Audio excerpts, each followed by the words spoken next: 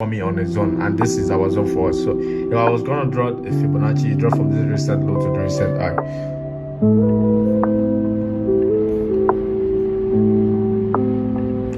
Here we go, the recent low, the recent high. So we have that was 618 there, and market was reacting to that. And don't forget, last week Friday we have this major spike that was above the previous high. This was the previous high zone. Now we have this break above, which gave us like buyers have much in the market, and we have this pullback. So this is like a retracement. So what I'm looking at is this 618 level should push back to this equal highs and give us a new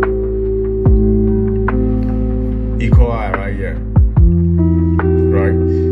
And don't forget, if you go on to the higher time frame, right, this is kind of giving us a ranging market. But because of this higher high that we have, this spike, that's why we can call this one a retracement.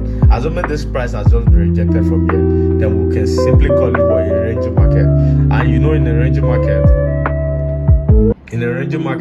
Fibonacci cannot work, right? And that's why we can apply our Fibonacci right now, because the market is about trend up, right? So let's watch further. We're waiting quite on when we were live, because we took this trade live, right?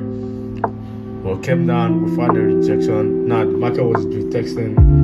The market retested this trend line, break of this trend line, and we took the buy around there. So we took the buy.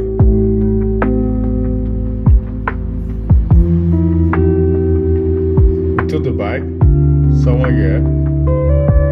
Then we reached just below the retest of the trend line. That was about 25 pips we reached earlier, right?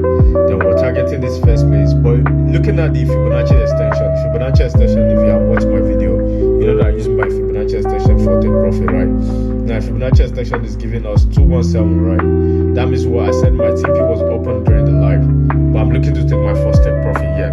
So let's watch how the trade move right now after the break of this neckline. So double bottom pattern, Fibonacci extension, retracement was the one that gave us the zone. We have break of trend line right there, and yeah, we're all good to go for a buy. Then we have the spike, and the market keep going. And currently the market is close to the previous high, right? Market is close to the previous high.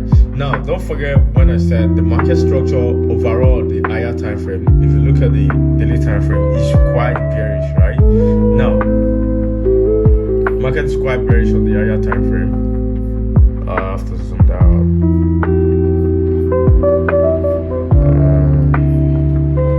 Quite bearish on the higher time frame, giving us what, a lower low, higher low, equal high right here. So this was a point of where the market could have rejected down, right?